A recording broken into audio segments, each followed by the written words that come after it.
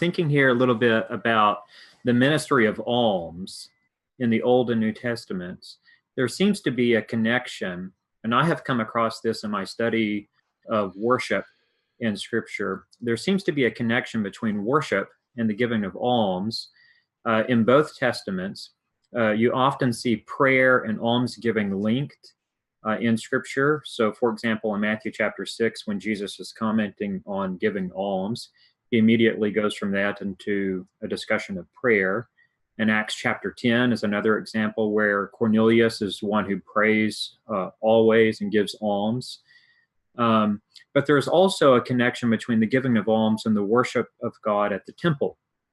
And so, for example, you would see people begging alms at the gate of the temple. And we see this in Acts chapter 3 when Peter and John are going up to the temple at the hour of prayer, and there was a lame man at the gate of the temple begging for alms. And that seems to be a tradition that goes way back in the history of Israel. So I'm just wondering if you came across this idea in your study of the diaconal ministry in Israel. What is the connection between the worship of God and almsgiving, particularly the worship of God at the temple? I don't recall there being much very specific on that. Of course, there are the feasts that had to be shared with the poor 3 times a year at the temple. And I suppose that is a form of almsgiving.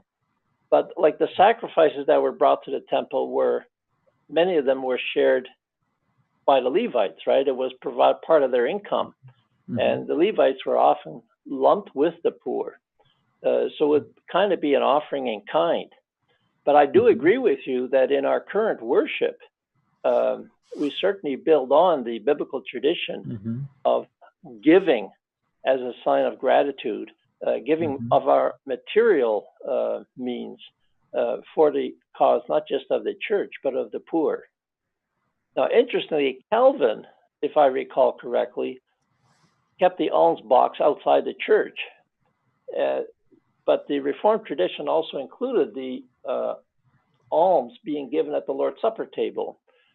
We've discontinued that practice locally, but I remember for many, many years, especially as a child, we would have dishes on the Lord's Supper table where people would deposit their offering as a token of gratitude and sharing with the less fortunate. Mm.